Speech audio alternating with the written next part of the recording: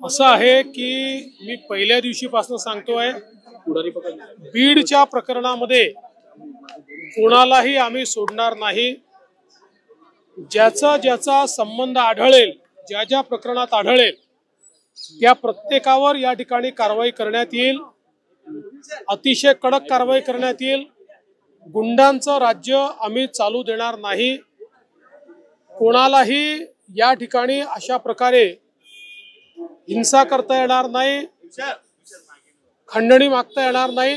या दृष्टीने तपास अतिशय गतिशील केलेला आहे आणि त्यामुळेच आज त्यांना त्या ठिकाणी शरणागती पत्करावी लागली आहे। आता हत्येतले जे आरोपी फरार आहे त्यांना पकडण्याकरता देखील वेगवेगळ्या टीम्स या पूर्णपणे कामी लागलेल्या आहेत आणि कुठलाही आरोपी आम्ही त्या ठिकाणी सोडणार नाही, सगळ्यांना शोधून काढू। आज स्वर्गीय संतोष देशमुख यांच्या बंधूंची माझी फोनवर चर्चा झालेली आहे। त्यांनाही मी आश्वस्त केलेलं आहे की तुम्ही काळजी करू नका, काय वाटेल ते झालं तरी सगळे दोषी शोधून आणि जोपर्यंत ते फासावर लटकत नाही तोपर्यंतची सगळी कारवाई पोलीस करतील, हा विश्वास मी त्यांना दिला आहे। कोणचा गुन्हा दाखल होईल, कसा होईल हे सगळं पोलीस सांगतील, हे पोलिसांचं काम आहे। जे पुरावे आहेत त्याच्या आधारावर कोणाला सोडणार नाही हे मी स्पष्टपणे सांगितलेलं आहे। त्यामुळे या संदर्भात वेळोवेळी पोलीस निर्णय करतील, पोलीस ब्रीफिंग करतील।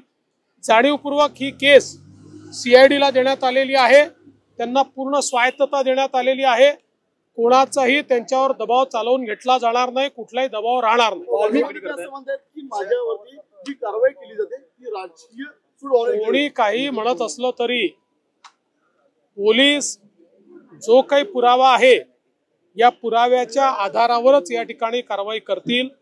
त्यामुळे कोण व्हिडिओत काय म्हणताय, कोण काय म्हणत नाही हा विषयच नाही। विषय हा आहे जिथे पुरावा आहे त्याला सोडलं जाणार नाही। मला या प्रकरणातल्या राजकारणामध्ये जायचं नाही।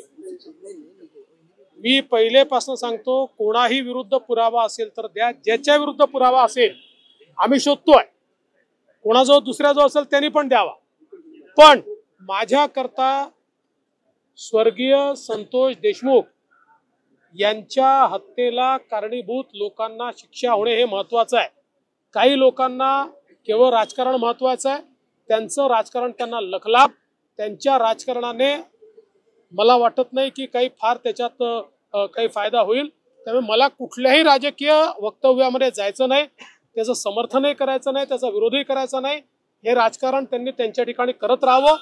मात्र आमची भूमिका स्पष्ट आहे, स्वर्गीय संतोष देशमुख यांना न्याय मिळवून द्यायचा, तो हमें मिळवून देंगे। CEN न्यूज, देश प्रदेश की ताजा तरीन खबरों के लिए CEN न्यूज को सब्सक्राइब करें और रहें पल पल की खबर से हर पल बाखबर।